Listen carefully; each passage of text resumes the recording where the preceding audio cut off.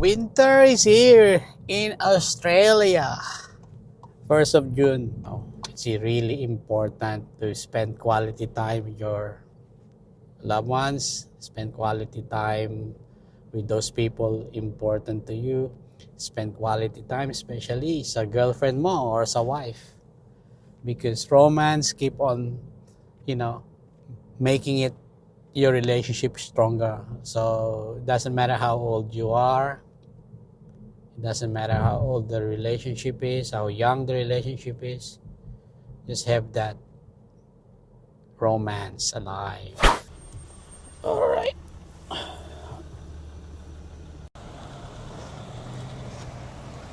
Many people having a great time.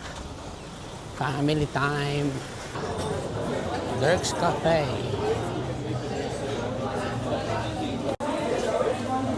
So you managed to find parking? Yeah. I parked on the Rooftop. So many people, hi.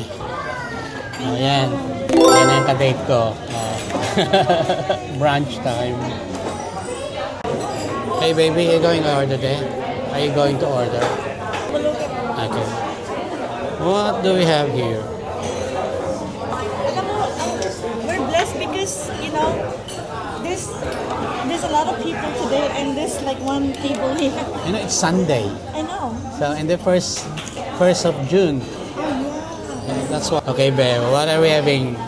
You're the boss. I think we're having the Dirk's Big Brekkie. Dirk's Big Brekkie. Yep. And yeah, we'll just share because it's a big order. Okay, and what's And I'll just have the flat latte. And what about you? Piccolo. Okay. Piccolo. I'm gonna order now. Alright. Spend time, have that romance, and keep flowing. Diba? You don't have to spend a lot pag nagde-date kayo. Yung quality, yung also, the ambience as well. So, yun. Ganun lang. Simple lang naman, diba? Scrambled egg. Eto nga pala challenge. She likes to put salt sa egg. Ako, I can't. Have to be mindful of my blood pressure. So siguro hatiin namin sa gitna yung scrambled egg. It's reminded me kasi nakita ko to. Ayan. We got this. And we got that. But definitely gonna be a lot of pepper. Saan yung number? 50. Number 50. So, I have ordered like LG's one. as well, take away. Take away. Okay, good. They said they're gonna serve it. They're gonna give it to us after we leave. Alright, good stuff. Perfect.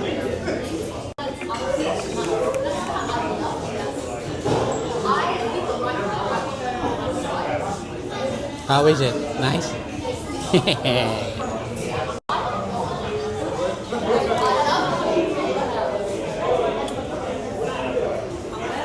Oh yeah, it's here. Thank you. That's the Big Brekkie. Ubus na yung piccolo ko. Siya meron pa. Alright. Okay, how are we gonna do the salt? Ate.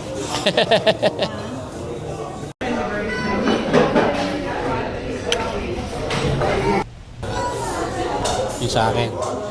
Avocado.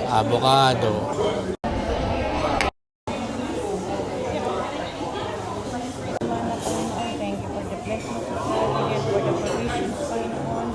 Mahal po salamat, Lord, O God, sa araw-araw. Thank you for this other daily bread, O God, that you're giving, providing us, O God.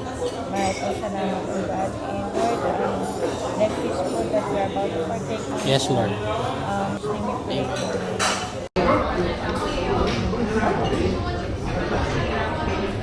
I like the mushroom. Yep. Mushroom is really good. Yeah, this one. Healthy. Ako naman, ang susubo. Ako naman po. Huh? as always, she gave the tira to me. Okay. Thank you, ma. Go.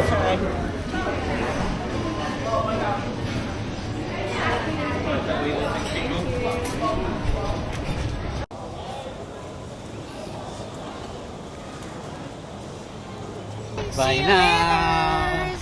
I take care, bye. Bye-bye, Enjoy ka sa bye-bye, church ka. See ya. Bye-bye. Bye. Oh, tapos na ang brunch date.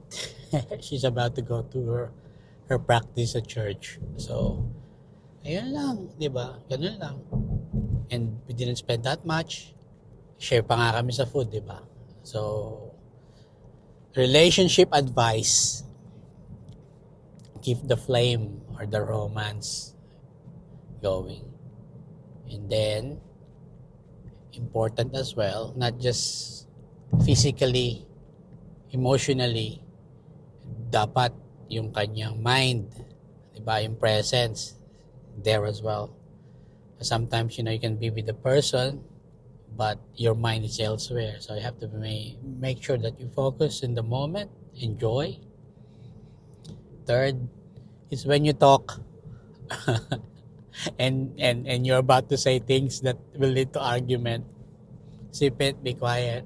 Like earlier, we were discussing something, and then we both realized that it's gonna go somewhere that it's not gonna be pleasant as well. So both of us knows to or learned to change the subject, or just keep quiet, or just understand where the other person is coming from. So, yun. Communication is key, like what I said earlier. Patience. And most of all, especially if you've been together for a while, like me and my wife, 30 years. 30 years. Keep the friendship going. Because that was our mistake before. Sometimes we just focus on the romance alone, but we forget the friendship side of it, meaning you have to do something together, plan something together. It's very important, and it will really establish and tighten the relationship, and both couples will benefit from it. Give and take. So guys, I hope you learned something, and as always, like, subscribe, comment, and I'm really looking forward to spend time with you again soon. Okay, thanks for the support. Thank you for watching. God bless. God is awesome. God is good.